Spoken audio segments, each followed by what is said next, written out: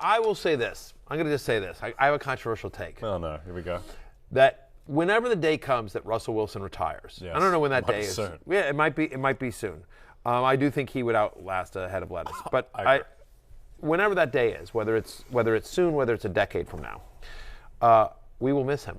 We will miss him. We will absolutely miss him. Incredible content. Incredible content, and while it might be at times corny or whatever, the fact of the matter is, it's like it's never negative. No. It's never at someone else's expense. And like, I don't know, like, I like Russell Wilson. I like him too. you know what I mean? Like, I like, you know, like, it's dad joke central. Yeah. But, you know, by the way, that's my wheelhouse. So, like, you know, listen, whatever. Russell Wilson, one of the big people. He is absolutely. He's a man. big person. Yeah. Exactly.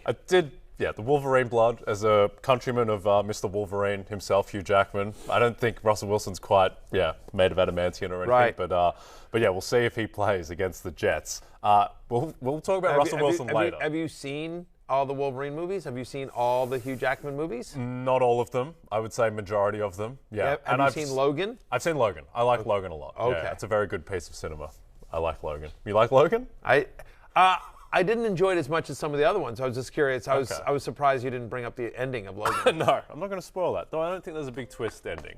I don't think so. I can't really recall. No. All right. By the way, not only is it not a big twist ending, right? But they're going to undo that ending. Yes. In another movie. Of course. Right. Well, you've kind of gone into Jay Croucher territory there. I didn't say anything. We don't know what it could be. It could be time travel. It could be time travel. Yeah, anything's possible. All right. It's the Marvel Cinematic Universe. It is. It's a magical world. Yep.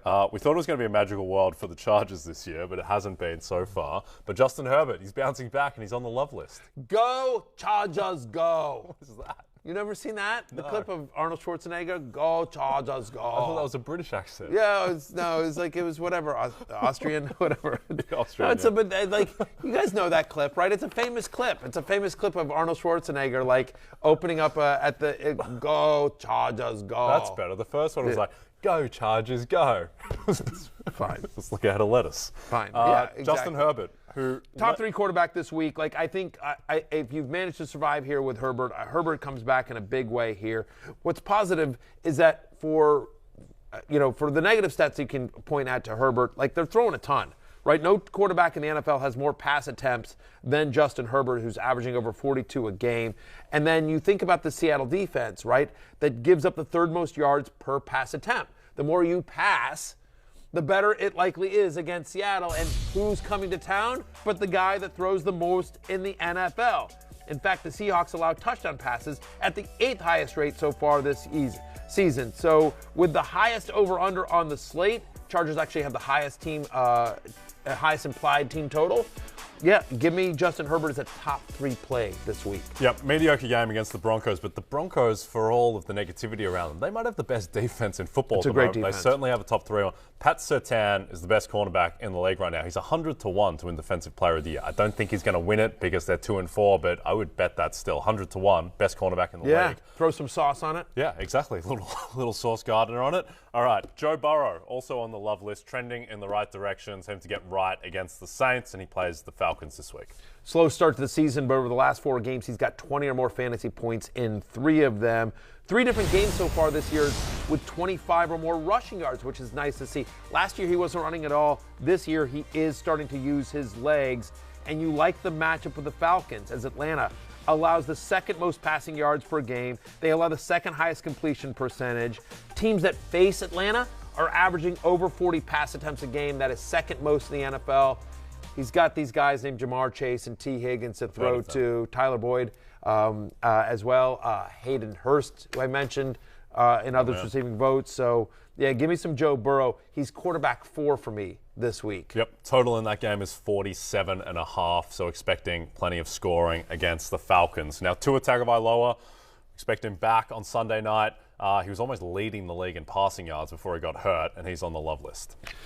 We talked about this with Jalen Waddle, right? Steelers allow the 3rd most passing yards per game. They're allowing passing touchdowns at the 6th highest rate in the NFL. And so Miami getting Tua back, like in the 2 full games in which Tagovailoa played those first 2 weeks, they were 6th in the NFL in pass rate. Like it's up tempo, it is pass heavy. They want to take advantage of Hill and Waddle and the mismatches those guys have with pretty much every defender in the NFL. Steelers come in, they're a little bit banged up. They do get Minkah Fitzpatrick back. We expect him back in this game, but still, no TJ Watt. Tua should have a clean pocket here and plenty of time to let those guys get downfield and get open. Yep, absolutely. Okay, some others receiving Tua's votes. the top eight quarterback for me this week. Top 8. Okay, others receiving votes. Some much maligned quarterbacks. Matt Ryan, Jimmy Garoppolo, and Kenny Pickett. Yeah, we thought Jonathan Taylor was the guy that would get massive volume on the Colts. Turns out it's Matt Ryan, who's averaging 42 pass attempts a game. That's second most in the NFL. Titans allow the most passing yards per game at the moment, 287 a clip. Jimmy G, look, it's not always going to be pretty. I wouldn't recommend watching this game, but by hook or by crook, Garoppolo now has 18 or more fantasy points in back-to-back games. Teams facing the Chiefs, again, as we talked about with Jeff Wilson Jr., they have to throw, right? Over 40 pass attempts against the Chiefs this year, and so it makes sense. If we don't like Wilson, it's part of the reason because we like Garoppolo. He's going to be throwing a lot. It all makes sense when you put it together. It's a big puzzle as well. And again, if you're in a deep two-quarterback league, deeper league, I think Pickett, assuming Pickett gets the start against the Dolphins, I do think Pickett will be good against a Dolphins defense that's given up 21.5 fantasy points per game to opposing quarterbacks this year. Really bad secondary in Miami with Xavier Howard really banged up. And on the Garoppolo point, I think a big thing there is that Deebo Samuel's not being used as a running back as much, and that is helping Jimmy G a lot. Kind of like the Niners plus 2.5 in that game at home to the Chiefs, just because I think that it looks like Nick Bosa and Trent Williams might both be back, and they're the two best players on that team, I think, along with Deebo Samuel. All right, I don't mind that. What's the over-under in that one? The over-under on I believe Chiefs the over-under Niners is is 48.5. which is I might take the high. under. That feels high for two pretty good defenses. Yeah, Chiefs defense underrated. The Niners defense as well, when healthy, I think is the best in the league, just in front of Denver and Dallas and Buffalo. I like the under there. 48.5 strikes me as really high for that particular game. So I'm with you there. I think they'll play him tough. And by the way, Kittle, Ayuk, Samuel, all healthy, which obviously helps Jimmy Garoppolo. Another game with a total of 48.5 exactly is Detroit-Dallas. The Cowboys are 7-point favorites, and Jared Goff starts the hate list. Jared Goff has been a revelation this year. I like Jared Goff. I like Jared Goff for fantasy for the season. I like Jared Goff in general. By the way, as a man? as a man. By the way, recently engaged to Sports Illustrated's Rookie of the Year swimsuit model. So congratulations to the Goffs. Congratulations to Jared and his soon-to-be wife. They are now fiance and fiance. But whatever. The fact of the matter is that Jared Goff has had two massive games against the Commanders and the Seahawks, right? 29.6 fantasy points per game. The other three games he's averaging under 12 fantasy points per game. It's a tough matchup with Dallas, who's had a week to prepare. I take that back. They haven't had a week to prepare. Detroit's off the bye. Dallas isn't. But Cowboys have given up. They're averaging 12.5 fantasy points per game to opposing quarterbacks, yet they have yet to allow 17 fantasy points to opposing quarterback this year. And you saw they just faced Jalen Hurts. 1 or fewer passing touchdowns allowed in 5 of their 6 games. They're a top 5 pass defense as well. I also think that I don't know. It's too good a defense here. I'm nervous about Jared Goff. Again, we've always talked about when Jared Goff gets time, he's fine.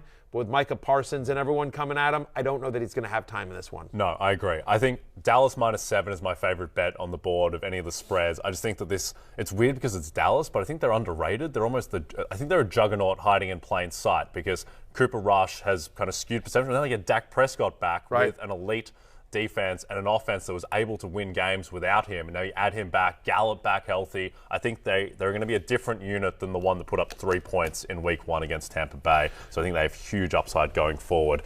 Not as much upside in Denver with that offense, and Russell Wilson is on the hate list if he even plays. If he even plays. Brett Rippon has been taking some snaps in the first time, as we talked about earlier in the show, but over the last 5 games, he's quarterback 20. It's quarterback 20. It's averaging 14.1 fantasy points per game. He's only had 1 game with more than 14 fantasy points during that stretch. He's had 1 game this year, 1 game with multiple touchdown passes. Last 4 weeks, by the way, my Jets, I don't know why you won't get on board with this bandwagon. At some point, come on board. But just, if you look at the numbers, just do me a favor, Jay, and look at the numbers with the Jets. Over the last 4 weeks, the Jets ranked top 5 in, the top 8 in passer rating allowed, yards per pass attempt allowed, as well. The Jets are a top 12 pass defense over the last 4 weeks. They're a top 8 scoring defense over the last 4 weeks. Sauce Gardner has been amazing, somebody you should be familiar with. Again, I know you don't like the Jets, but at some point, numbers are numbers, and you have to respect it. Numbers don't lie. Yeah, we talked a lot of negativity about the Jets' defense a few weeks ago, and at the time, I think it was justified. I thought it was Connor. But, it might have been Connor that did that. Yeah, I think it was Connor. Yeah, but we're gonna eat some crow on that because the Jets' defense now it's an above-average unit, and it's headlined by my man Sauce Gardner. Don't start anyone against Sauce Gardner until proven otherwise. I think they're legit here. And by the way, last I saw, Jets were getting points in this one. Games in Denver, kind of like taking the Jets and the points here. Exactly, just because I think there's the upside where if it is Brett Rippon, then it'll be pick or Jets even slight favorites. The only thing I would caution there is that the Denver defense is really good. Correct. And that is going to be an ugly game. And I think the total's 39.5. I'd even skew under if that's Brett Rippon. I just think that's going to be like a 17, I would take the under 14. too. Yeah, 100%. Yeah. I don't see where the points come in that one. And not too many fantasy viable guys. Take the over on the kickers, on the kicker props. Yeah, exactly. Brandon McManus over 1.5 a lot of Brandon goals. McManus. All right, we're going to go to break. When we come back, some Thursday night football player props from BetMGM. Okay. Good. Good. I'm going to look at them.